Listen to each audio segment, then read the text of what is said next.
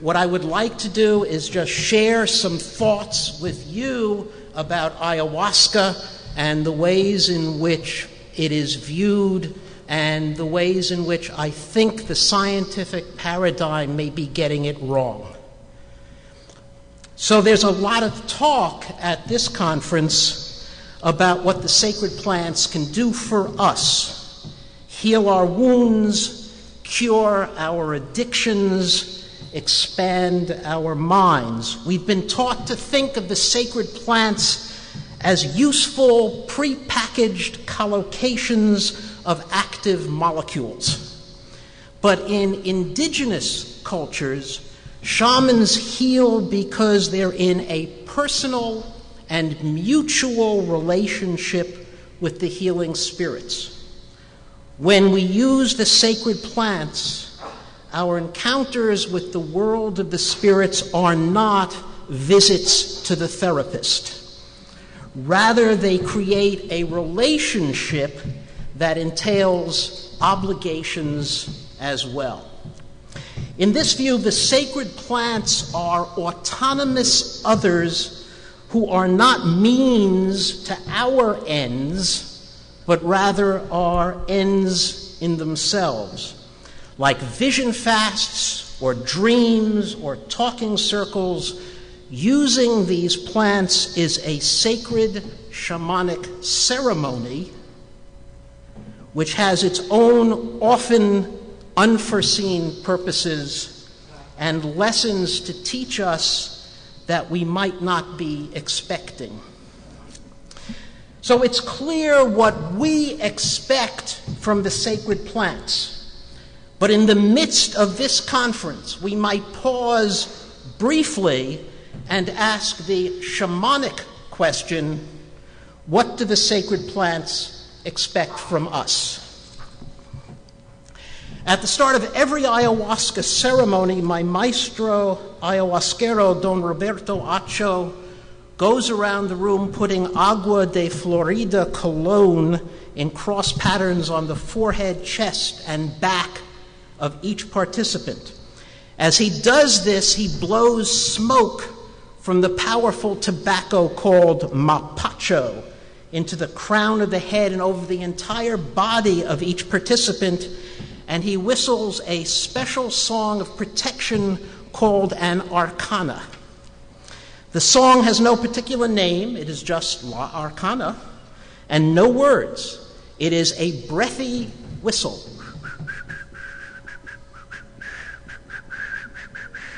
And no words. It is intention abstracted from human language. The wordless whistling approximates instead to puro sonido, pure sound, which is the language of the plants. The goal is to cleanse and protect.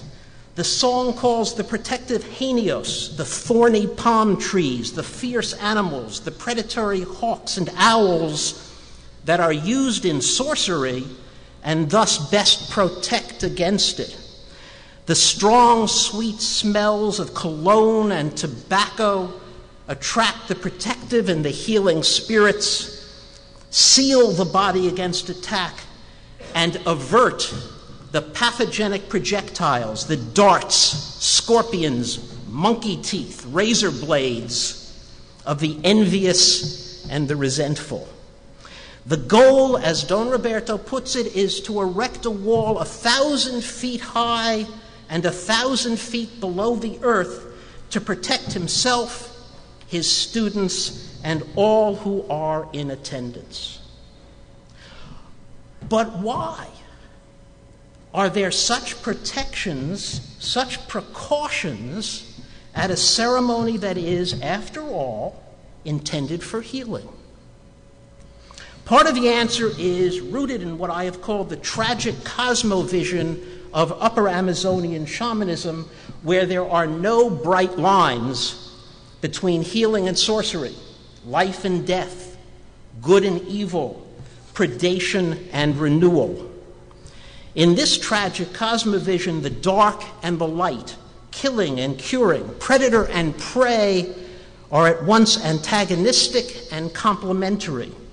The price we pay for life is death, and out of death comes healing and life.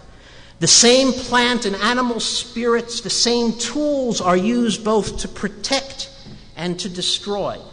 The shaman who knows how to heal is at the same time a sorcerer who knows how to kill. Once you drink ayahuasca, I was told, when you start to learn the plant teachers with your body, the world becomes a more dangerous place.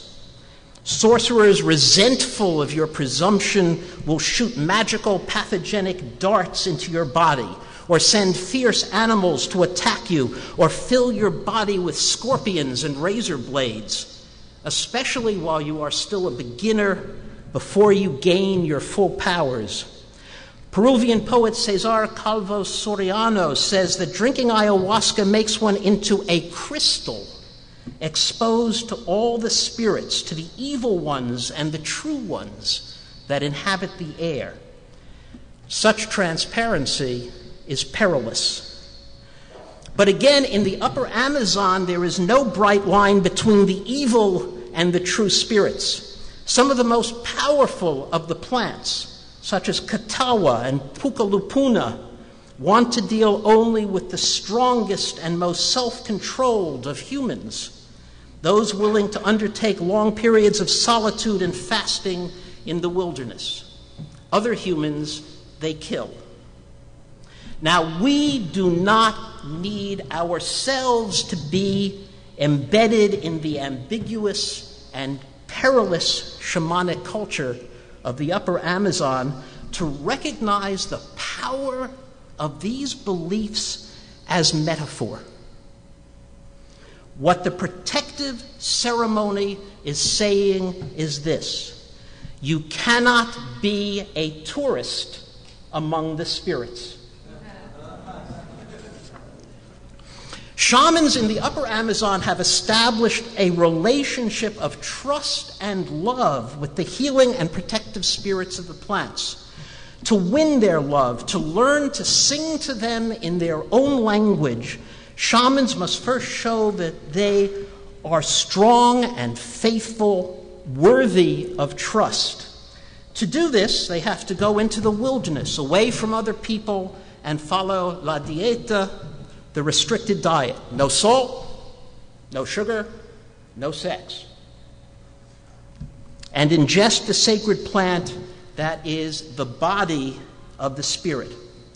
That is the way the shaman learns the plant, its uses, its preparation, its song, by taking the plant inside the body, letting the plant teach its mysteries, giving the self over to the power of the plant. There is a complex, reciprocal interpersonal relationship between shaman and other than human person. Fear, awe, passion, surrender, friendship, love. Opening the door to the magical world is not a day trip.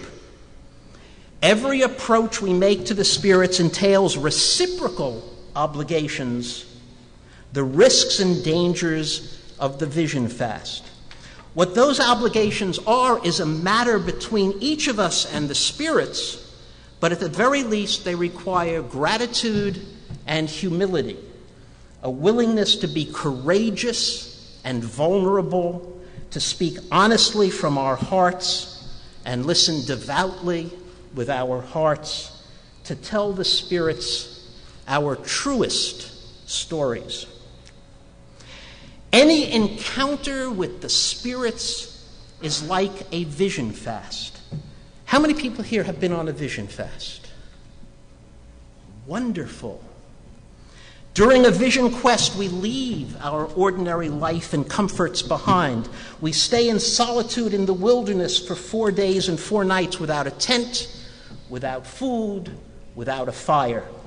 In this way, we express not only our willingness to undergo hardship for the sake of the spirits, but also our separation from our normal social relationships. The voluntary privations are part of our newly liminal condition in which we encounter the dangerous unknown in order to bring back a gift, a song, a ceremony, our own unguessed talent, not for ourselves, but for our people. You cannot be a tourist on a vision fast. The same is true in any encounter with the spirits. The encounter is risky and meaningful. We have to be willing to undertake the dangerous opening of our hearts, to tell our stories to the spirits with open-hearted honesty, and to listen devoutly with our hearts to what the spirits tell us in return, often through the merest signs, the inchoate movements of our hearts, the silent singing of the plants. Any encounter with the spirits is like a talking circle. How many people here have been in a talking circle? We had kind of a talking circle last night, which was wonderful because people spoke open-heartedly and courageously. In a talking circle, people sit in a circle, pass around the talking stick. Whoever holds the talking stick gets to speak, and everybody else listens. There are no interruptions, no questions, no challenges. People speak one at a time, in turn, honestly from their hearts, and they listen devoutly with their hearts to each person who speaks. The effect, for those of you who have participated, can be miraculous. In many ways, the talking circle is the paradigmatic healing ceremony. The talking circle makes demands on us that we have a listening heart, that we have what St. Francis called a transformed and undefended heart. The talking circle demands that we put aside ego, speak our truth with humility, and open ourselves to the unspoken motions of the human heart. You cannot be a tourist in a talking circle. When people speak honestly and listen devoutly, when they tell their stories, when they sing their songs to each other, healing occurs miraculously and spontaneously. Speaking our truths with humility in a circle touches upon something that is deeply and profoundly human.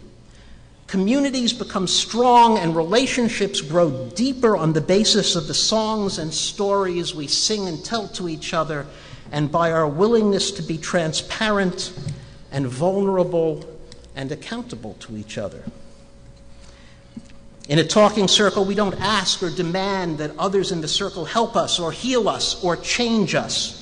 We speak honestly from our hearts. We express our fears and hopes and regrets, and we listen to the songs and stories of the others, opening up our hearts, becoming, in a mysterious and sacred process, better people. Sitting in circle with others is itself the healing. Any encounter with the spirits is like a dream. How many people here have had a dream? We're always strangers in the underworld of dreams. We are talked to in a language we do not speak. We are surprised at every turn by the exotic goods unloaded in the marketplace, the jokes we don't understand, the sudden kindness or treachery of our dream companions, our own capacity for compassion, terror, and rage. And perhaps like our own journeys, like our encounters with the spirits, like our vision fasts, dreams have a purpose to make us richer and more human. To that end, dreams are willing, perhaps like our own journeys, to teach us things that we do not always want to learn. You cannot be a tourist in your dreams. Any encounter with the spirits is mediated through the body. We tend to forget this. Throughout the upper Amazon, a shaman's power, the power both to heal and to harm, is conceptualized as a slimy or sticky substance, sometimes corrosive, which is kept in the shaman's chest or belly. Mestizo shamans call this substance simply la flema, phlegm, or jausa, the ordinary Quechua term for phlegm, or yachai, the Quechua word for knowledge, especially ritual or religious knowledge. It's in this phlegm that the shaman, whether a healer or a sorcerer, stores the magic darts that are used for both attack and defense. In the phlegm of the sorcerer are also toads, scorpions, snakes, insects, monkey teeth, razor blades, the biting, the stinging, and the venomous.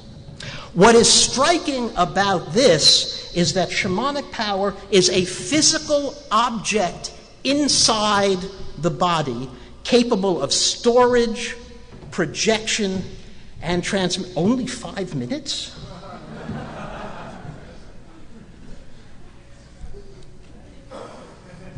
The virtually universal method. I'm just having so much fun. It just went by so quickly. I'm trying to. Now I lost my place. The virtually universal method of inflicting magical harm in the upper Amazon is to project the substance into the body of the victim, either the substance itself or the pathogenic projectiles the shaman keeps embedded within it. In the same way, to learn the secrets of a plant, what sicknesses it can heal, what song will summon it, what medicines it enters into, how it should be prepared, the shaman undergoes la dieta, living in solitude in the jungle, without salt or sugar or sex, ingesting the plant, taking the plant into the body, learning its songs and secrets from within, and creating an intimate relationship. Amazonian shamans conceptualize this process as learning with the body. And in mestizo shamanism, where the patient as well as the shaman drinks ayahuasca, the effect is entirely mediated through a profound physicality. There is vomiting. There is the vile taste of ayahuasca. There is diarrhea. From the first taste of ayahuasca in the ceremony, our relationship with the body is brought into sharp focus. We deliberately ingest something vile. We forcefully eject the contents of our bodies. The body is turned inside out, its boundaries transgressed. We give up control of our bodies, hand ourselves over to the plant, and experience our embodiment in its most primal form. Our body becomes, in the word of literary theorist Mikhail Bakhtin, grotesque, fully embodied, porous and protuberant, part of the earth, exuberant and fecund. You cannot be a tourist in your own body. All of this makes us Westerners nervous. 2 minutes. We distrust our bodies.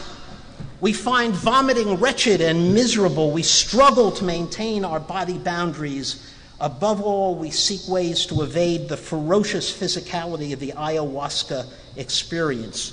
We focus on visions, insight, transformative experiences. We seek, in the words of psychologist James Hillman, an imageless white liberation, a flight from the reality of human embodiment. We secretly believe in what Bakhtin called the bodily canon, the belief that human beings somehow exist outside the hierarchy of the cosmos. What I think we are dealing with now has less to do with conceptual perceptions, has less to do with epiphanies, and has more to do with what Aristotle called eleos and phobos, pity and terror. And this, we should not be surprised to learn, links to the word in Greek, catharsis, or purging. The shaman works through the moral themes of healing discourse not linearly, but in performance. The grotesque body, which is revealed in the ayahuasca ceremony, in fact celebrates the victory of life, its renewal and regeneration, true fearlessness in the face of our ineluctably human condition. Thank you.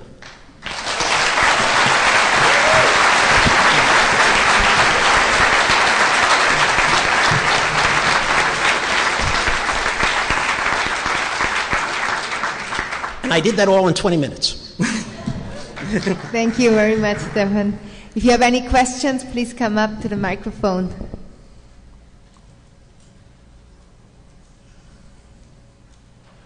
After listening to your talk, I'm wondering if we should be looking forward to a future then where we go to clinics and sit down with psychiatrists and medical doctors and have them introduce us to ayahuasca, or do you have some different vision, like perhaps shamans should be involved in such a thing?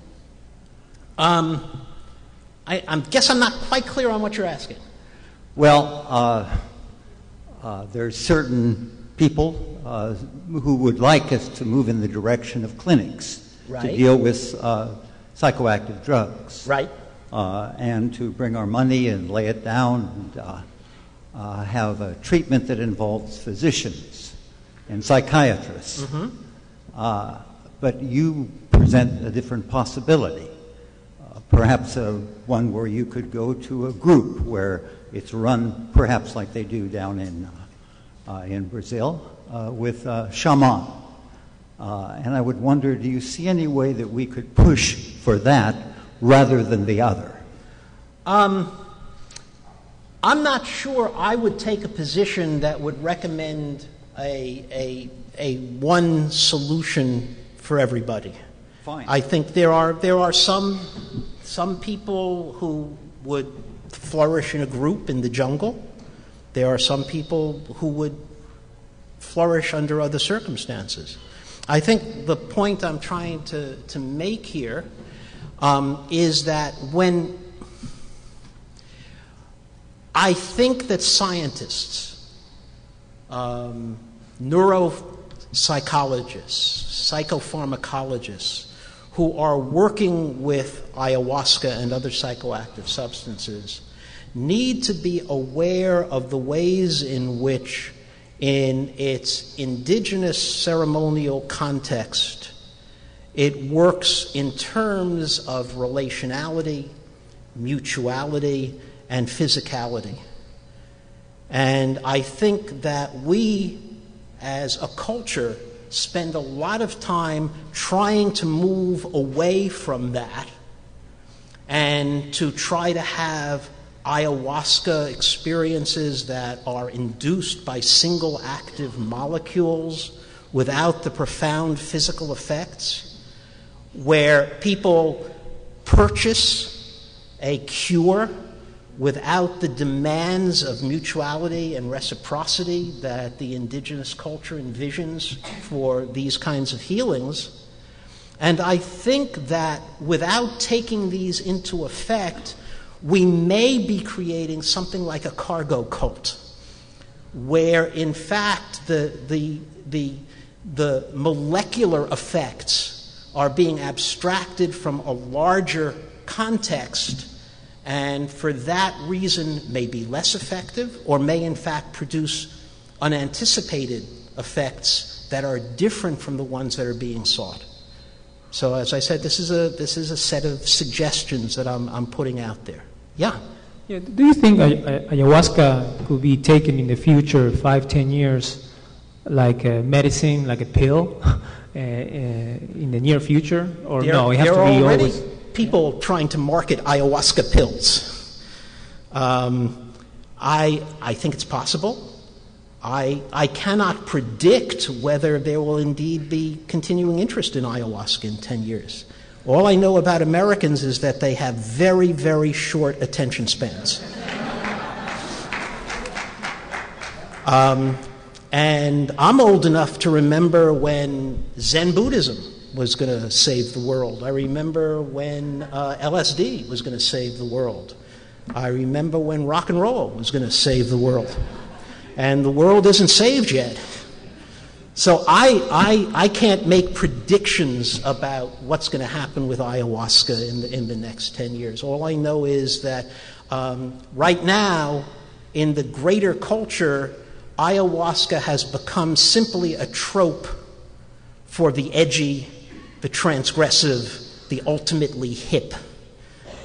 And I think that whether that in fact is going to be the way in which our culture consumes and commodifies ayahuasca, I don't know. I see there are 3 people with questions. We have a little time left. Maybe you could all 3 ask your question, and then we ask Stephan to answer them together. Mm-hmm. When looking at traditional healing modalities, especially those dealing with psychoactive plant medicines, there seems to be this importance of familiarity and experience with the healers personally. And in trying to sort of readapt these medicines within a Western clinical standpoint, what is your stance on the importance of clinicians having experience and understanding the experience themselves? I think that projects such as those at New York University or Johns Hopkins or UCLA would benefit from having a knowledgeable anthropologist on the team. And I think that there are lots of people who are knowledgeable about indigenous use of healing plants. And I think that input would be very helpful in trying to figure out the best way to experiment and the best way to come up with a way of producing the most effective possible medicine that will give you the results you're looking for. Hi. I'm interested in hearing if you have any thoughts or ideas on how to produce or design or conduct a study into the more mutualistic or relationship between the shaman and the person drinking the ayahuasca, and also through like dream interpretation or vision interpretation with the shaman. And is there any possibility to produce a measurable study of that effect? I have a bunch of ideas.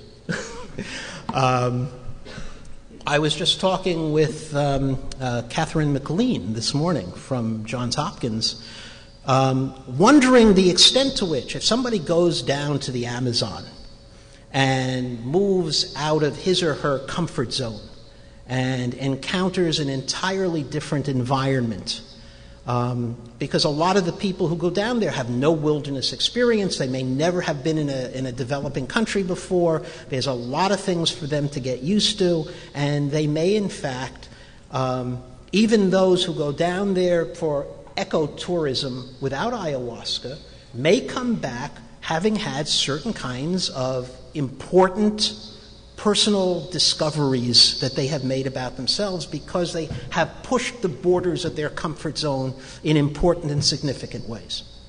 I would like to see an experiment where, in fact, you have at least 2 groups, one of which goes down and does a difficult and ultimately successful, say, survival training in the jungle, and some who go down in the jungle and drink ayahuasca and do pre-tests and post-tests and see to what extent we can tease out the actual effects of the ayahuasca experience from other kinds of experiences that people may have in unfamiliar and challenging environments where they feel they have been able to overcome fear and achieve certain goals of personal significance. I have more. Yeah, I'd love to talk with you further about this because I'm looking into trying to produce some of these studies. Yes. The paradigm once set by Timothy Leary long ago of the substance, the set, and the setting was more in relation to LSD long ago. Do you suggest kind of a different paradigm in relation to ayahuasca that has more of a focus on the set and setting than does LSD? I think expectation is a word that I would use that has a profound effect on people's reports of their ayahuasca experiences. I think that the ayahuasca community, that is, people here, people who attended the forum last night, have set up certain expectations about what ayahuasca experiences are supposed to be like. And my understanding, for whatever it's worth, is that these are very culture-bound and tied to our own culture and are very, very different from the understandings of what ayahuasca is, what it does, the nature of sickness and the nature of healing in the upper Amazon. And is it a surprise that the reports that gringos bring back are consistent not with the expectations of the people who live in the jungle, but with the expectations of their circle of friends and the ayahuasca community in which they are embedded? If you go down to the Amazon and you spend a lot of money to go down there and go to some retreat center, if you give up your 2-week vacation, which is very valuable to you to go down there, and you are told that the effect of ayahuasca is a transformative experience, an epiphany, then are you surprised that people come back and report transformative experiences and epiphanies? And yet, in the mestizo communities of the Upper Amazon, very few people have any experiences of any value until they have drunk ayahuasca a number of times. My own plant teacher, Doña Maria Tuesta, drank ayahuasca, and she was an experienced consumer of psychoactive substances, drank ayahuasca 3 times before anything happened. There are stories of curanderos who drank ayahuasca for months and did a diet for months, and nothing happened. But Americans are in a hurry. Thank you very much, Stephan.